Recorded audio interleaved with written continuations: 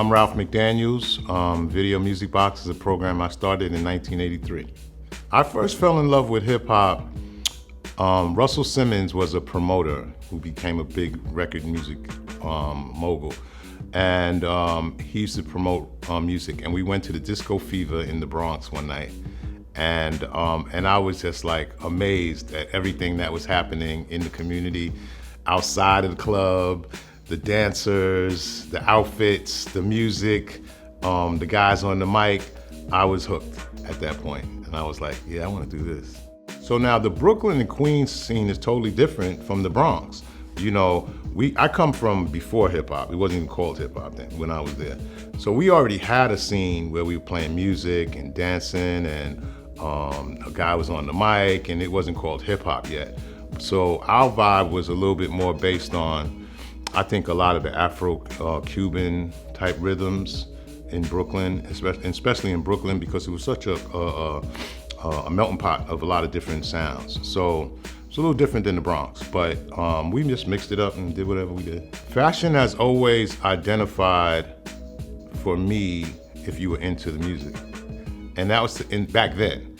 You know, I don't know about now, but back then there was a friend of mine named Jimmy Spicer, and he made this record called The Bubble Bunch, Rockin' to the Beat. And he also did this other song called Dollar Bill, Y'all, Dollar Bill, Y'all. And I knew his sister, his younger sister. And I used to go see his younger sister, and she's like, my brother's a rapper. And I was like, really? I was like, okay, cool. And then one day he came down the block, and it was obvious to me that was hip hop in the flesh. He was walking down the block. He had the fat laces on his sneakers. He had some, hat turned to the back. I was wearing my hat to the front. He had his to the side. He had some sneakers and some jeans that I never saw them before. They had tie-dye on the side. He did something to them. They didn't sell those in the store. That much I knew. And so it was definitely like, oh, he's definitely into hip hop. And anybody that I saw that looked like that, I just said, oh, they're into hip hop. Phat Fashion came from meeting guys like Dapper Dan, and meeting guys like the Shirt Kings and Carl Kanai and Cross Colors, and realizing that those clothing lines weren't in every store that I went to. Like, by the time Carl Kanai is around and Cross Colors, I'm like, how come I don't see that in the stores that I go to? Like, I might go to, Macy's in Queens, but I don't see it there.